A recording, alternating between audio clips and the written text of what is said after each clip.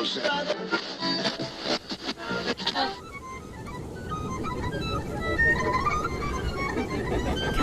to you from a warehouse in Germany. The horror. It's the little podcast of horrors with James, Christina, and Chris. Well done, son. It's bring your child to work day. Thank you, Father. So I realized upon listening to myself that I say a lot. I learned listening to you as I edit that you also say a lot. I think we all do, though. We all do. Yeah, I definitely do. And I giggle a lot. So, if they're going to make a drinking game, it'll be your uhs and my giggles. Well, giggles are great unless it's 3 a.m. and you're home alone. I'm trying to teach myself how to stop that because if I remember correctly, I just did it. I did it while talking about it. So I mean, if you it's intercept natural. and manage to prevent from saying you actually have proper gaps of silence in your speech.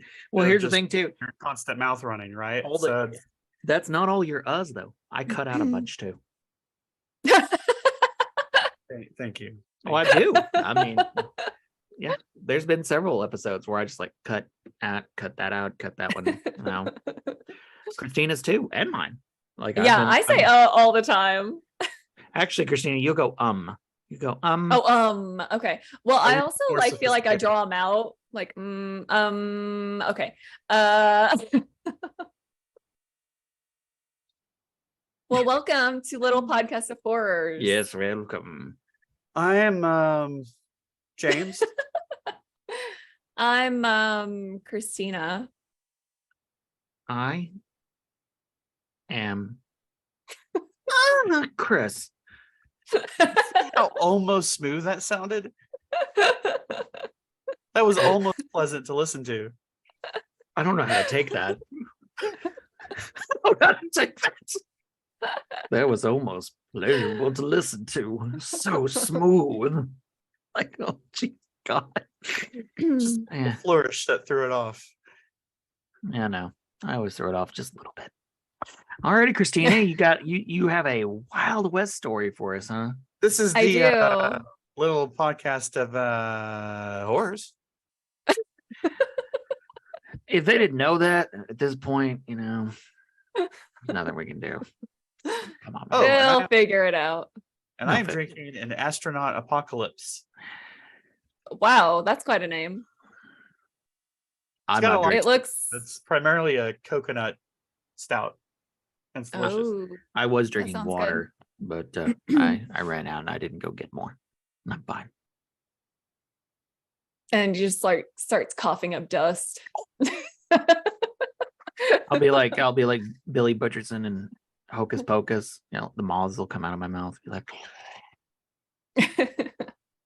yeah, I'm just drinking water, so cool. Anyway, There you go. Story. There's an for the cool story, bro. Take a shot for every We're gonna already the audience would be so fucked up. That's how we prefer it. I'm like it was All right, so I do have another Wild West story. This is the third one this season, and I have one more after this, so 4 total, and then I'll be off it, guys. I promise. You might not want some Wild West stories, but you're getting them. You're getting them. Yeah. This one is gonna be, I think, pretty short, so Pretty short for a cowboy. people might be kind of relieved. I'm not sure. It's the kind of confidence we like to exude on this show. That's right. We try to put you out of your misery as fast as possible. So this is the story of the murders of Fred and May Prescott. So let me just go straight out the gate with like the resources that I looked at. So there was an article, grunge.com, where I actually found this story because I'd never heard of this. But it's the most bizarre unsolved mysteries of the Wild West. There's some good ones Nice. in there. Yeah. Then I also found a book called Good Time Girls of Arizona and New Mexico. And they do briefly talk about Fred and May Prescott. And then I actually did find a newspaper clipping from the early 1900s from the Coconino Sun. I didn't write it down. I had to remember it. Sorry. And that was on Chronicling America's website. So there weren't a ton of resources. So that is kind of why this is going to be a short one, but it's pretty juicy. Juicy. Yeah. That's how we And like I our probably- boys. Yeah, I probably shouldn't have used that phrasing right before I give a trigger warning because it feels disrespectful. But all right, trigger warning though, people.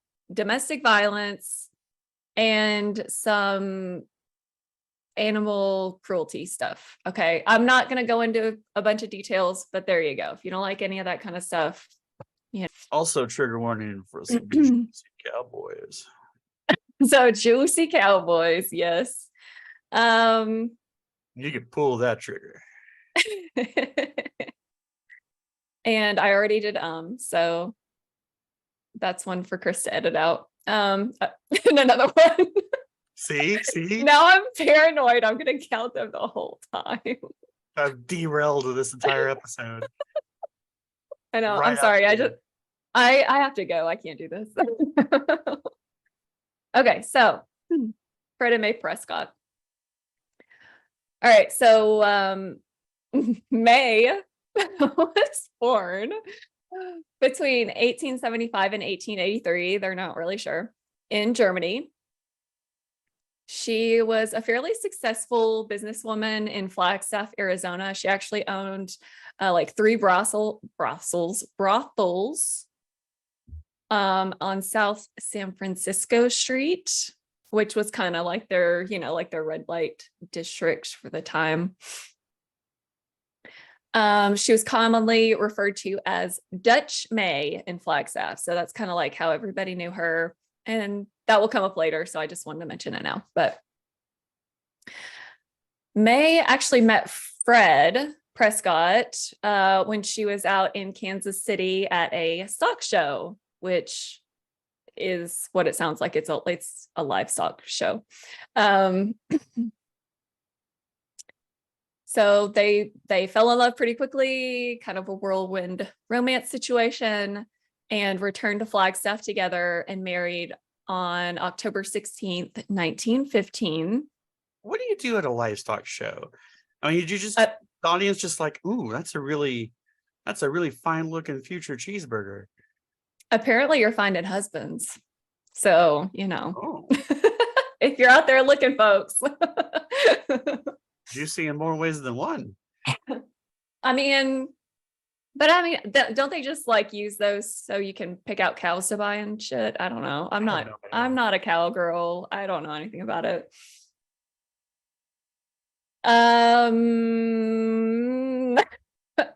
So the rumor is that she may have actually already been married to someone else when she married Fred Prescott. She may have been married to a man named Harry Peters. Harry Peters. So we've already got some juicy tea. I don't think that's appropriate, but whatever. Sorry, I'm resizing my screen because I want to see your faces better. Feels more personal. There we go. But she was to resize her Harry Peters. Yeah. So Harry Peters was probably her husband already. But he still like hung around in town even after their marriage and would like help them like remove rowdy people from the brothels and stuff. So it wasn't, I don't think he was like besties with them, but he didn't hate them enough to, totally dissociate from her.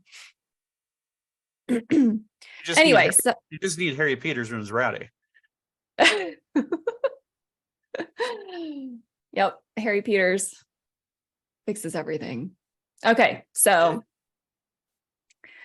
after, May and Fred come back from Kansas City, she decides to start making some business changes in her brothels. So she got some ideas while she was in Kansas City to she wanted to start putting on some peep shows. So she was inspired by the Kansas City peep shows out there.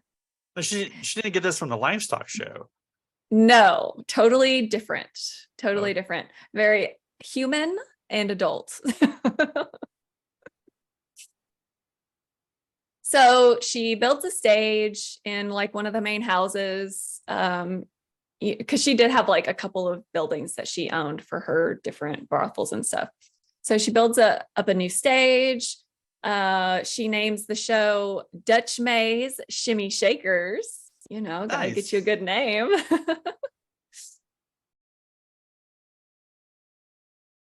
All right, so May opens up her peep show, Dutch May's Shimmy Shakers. Okay. Shimmy Shakers. And Fred has a role. Okay, he is important, people. See a juicy cowboy. Is there any other kind?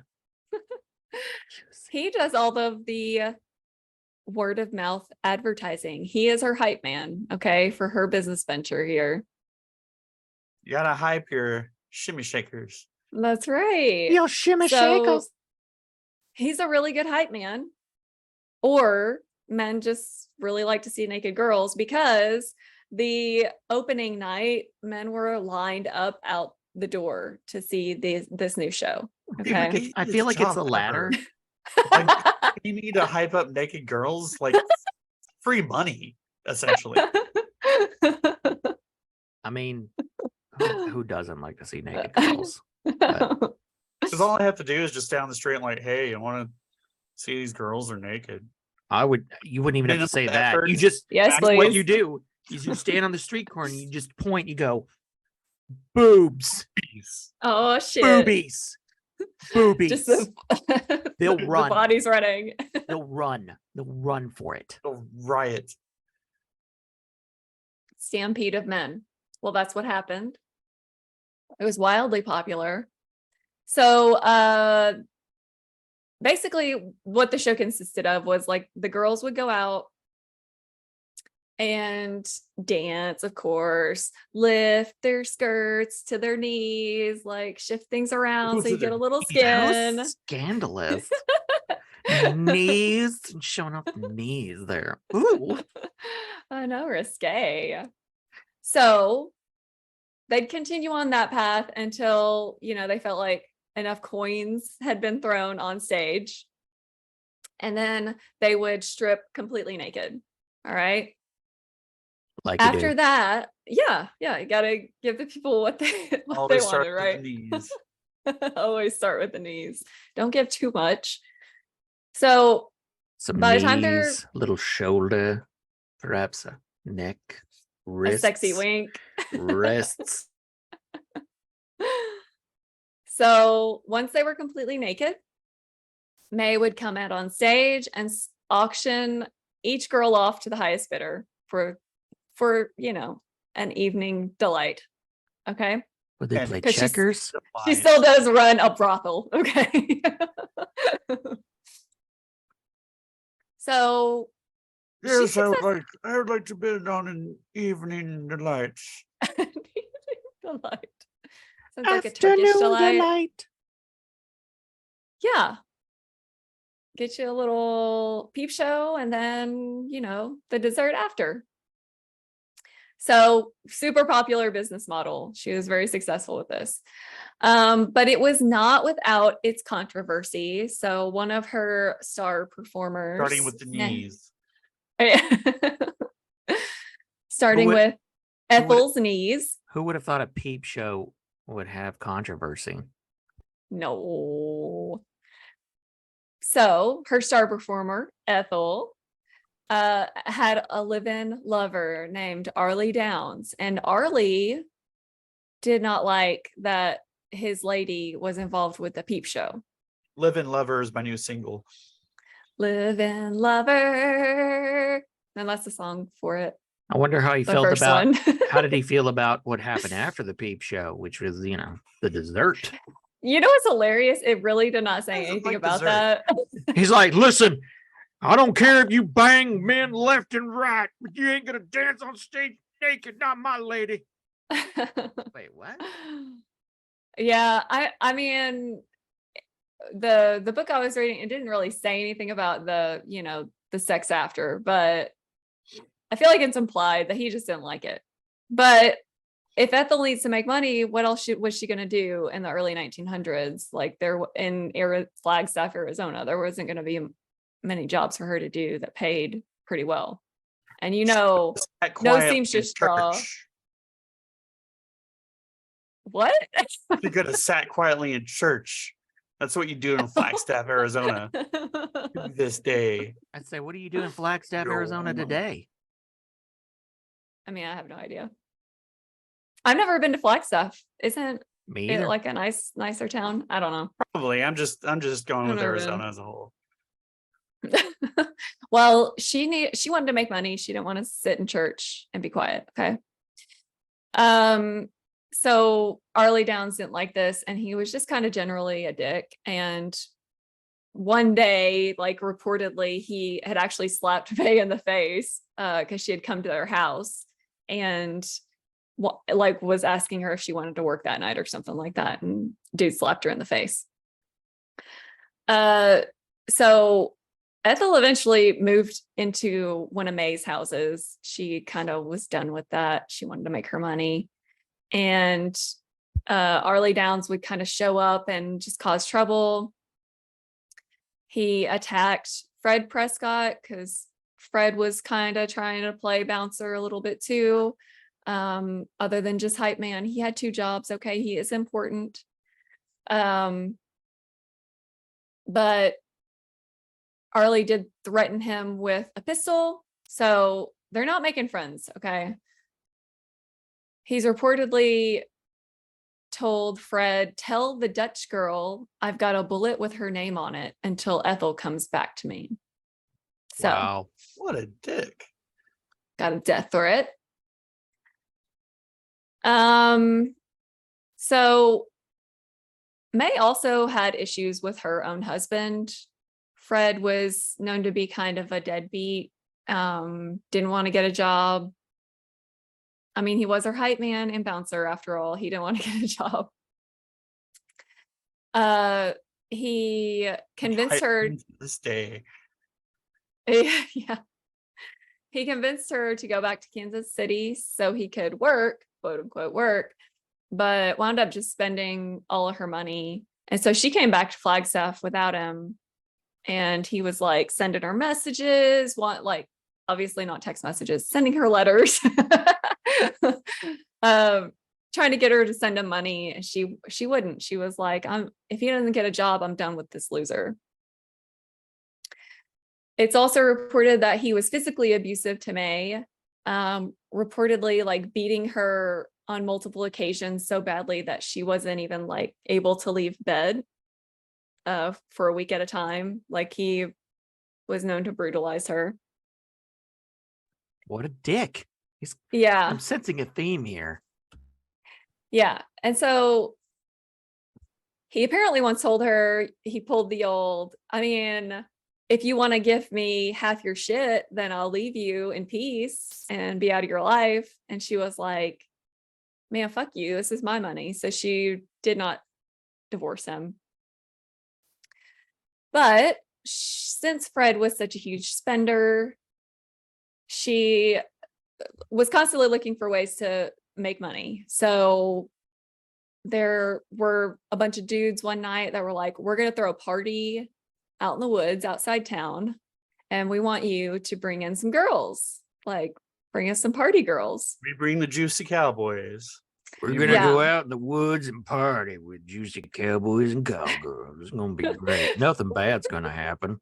Real shady party in the woods. So they're out there having a good time, drinking. Apparently some photos were taken to commemorate this awesome party in the woods. But some of the photos featured the girls wearing no clothes, and several of the men from the party were pissed that the pictures were taken because it implicated them with prostitutes. Wait. So- They were pissed about pictures with boobies? They didn't want their wives to know, or some people had political aspirations that they didn't want to be associated with debaucherous behavior. Oh, so Wow. literally nothing has changed. Nothing's changed. No. God, get out of my brain. Literally I was about to nothing. say. Nothing's changed. So after that event, May receives a bunch of death threats from dudes in town. So it's not just Arlie Downs anymore. A lot of people want her dead. On August 30th, 1916, a gentleman named Everett Hanna visit May's residence. He was actually like building a new house for her. So he wanted to stop by and like discuss some details about the project and everything. So he knocks on the door and there's no answer. And he smells a really weird, foul odor coming from inside the house.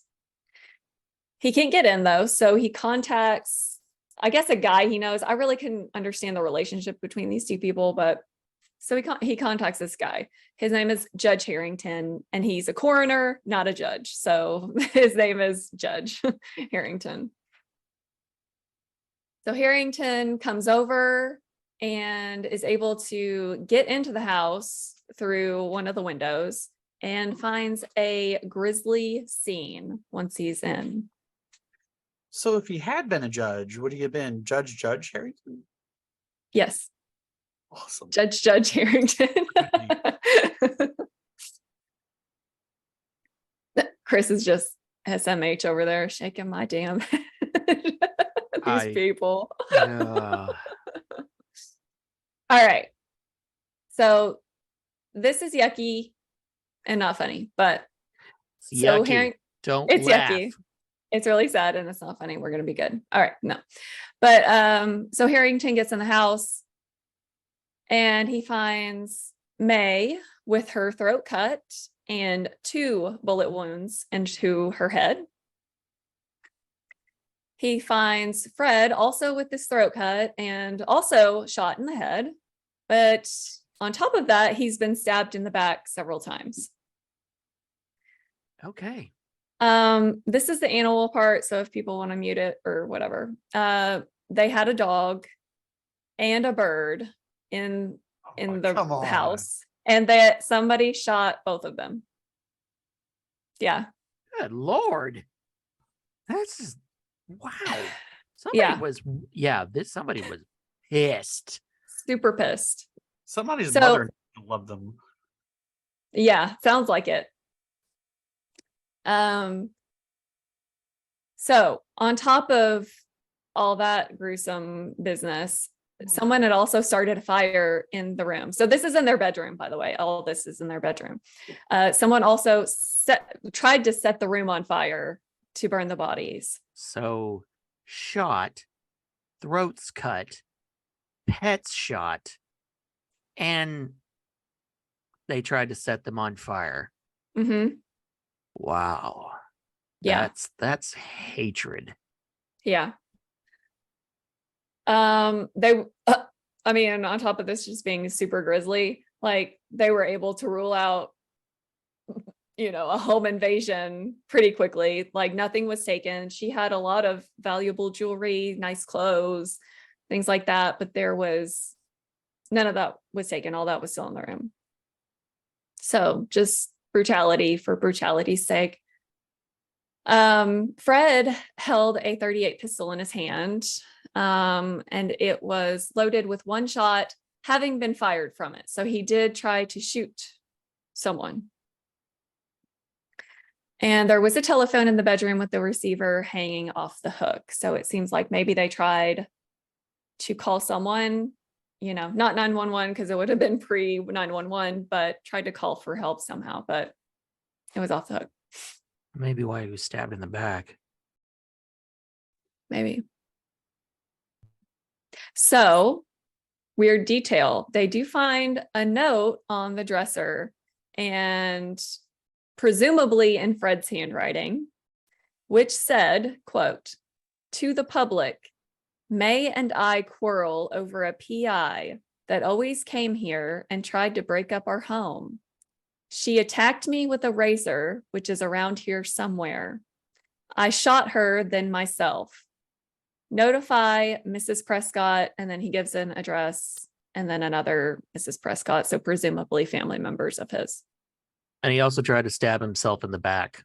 Yeah, and cut I like his how own this is throat all- Cut his own and shoot his pets. and I like set how himself this is on all written fire. in past tense. So Yeah. I shot myself and cut my throat, and then took the time to write this note. So this was And- a brutal Yep. attack by a And then set dog us on shit. fire. Yeah.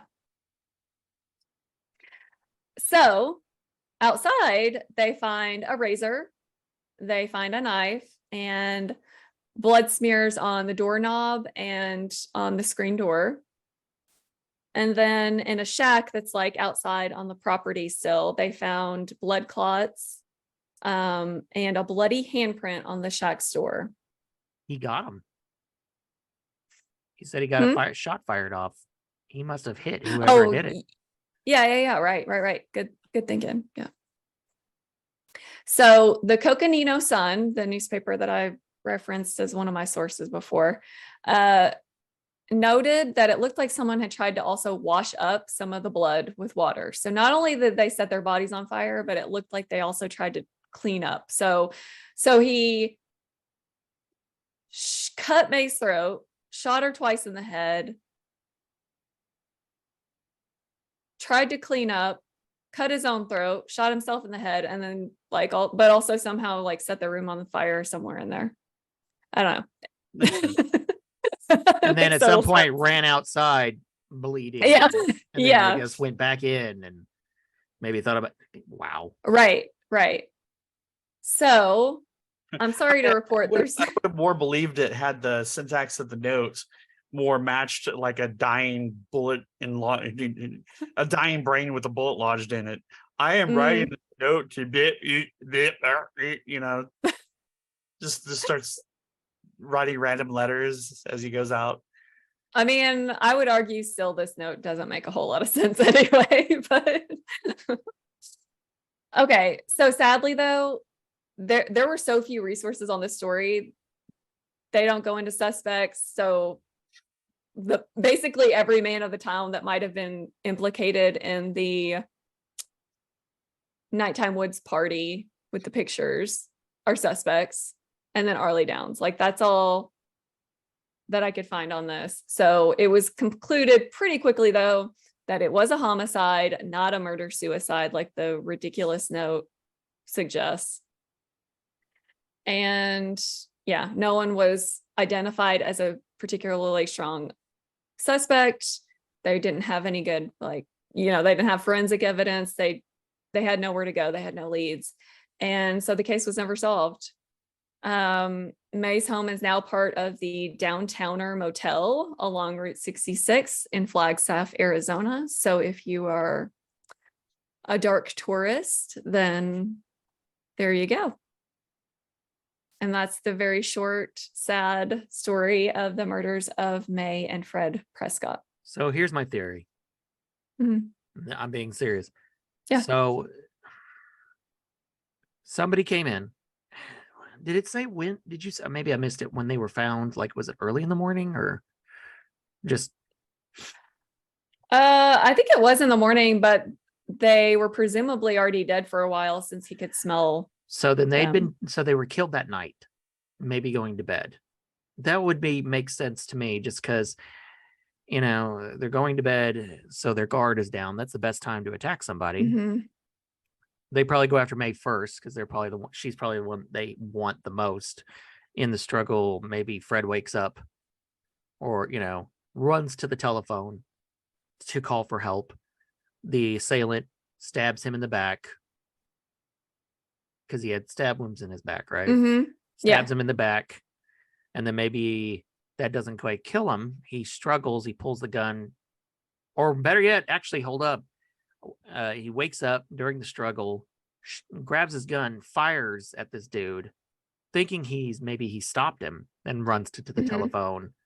But then the guy gets up, stabs Fred in the back, mortally wounding him, then probably slits his throat, falls back to, or puts him back where he is. Then, just for extra measures, shoots both of them in the head, then kills the dog and the bird, and then goes and washes up. And then maybe at some point wrote this dumbass note. Oh shit, I gotta clean up. Yeah. I think if there's anything we can all agree upon is the lesson to take away from this is don't wait to write your notes until after you killed yourself. It's not efficient. It's not effective. It's going to get weird. Oh my God. Okay, there is one detail though that just occurred to me. So you know how I said she had all these nice clothes, this nice jewelry, where there was a trunk in her room that was open that I just breezed right through when I was reading my notes. But so it's wide open and it's covered in blood spatter. I wonder if they were rummaging around trying to find those photos. Probably. I'm guessing this happened not too long after the photos came out. No, it was like a week later. Like it was really soon after. I'm not seeing anything. Actually, that's okay. not even related. But I mean, it stands to reason that whoever killed them is in those photos. And I'm like, Could be. Wow. Like, if there were photos in there, I don't know. But seriously, that was just the detail. Well, like shitty cop work, because it's like, all right here, whoever did this, they're wounded. So let's go talk to everyone in that photo and see who has a bullet wound. Well, that's why right. a 1910 CSI series. Well, okay, but it's also the Wild West, Chris. Maybe all the dudes had a recent bullet wound. Well, it was like not. This isn't the Wild West though. This is 1916. Like it's still Wild West. It's wild enough. I feel like we're past them cowboys are still juicy, Chris. That's true. They're still wilding out in the West out there. I mean, I guess I always think of the Wild West as like the mid to late 19th century, not the early 20th. But yeah, I guess you could still say it's the Wild West. Yeah. They weren't driving around in F-150s yet. Damn. Still had horses or what? I don't know. I'm not even gonna pretend like I know anything. We're gonna solve this crime. We're gonna find out. We're gonna find that photo.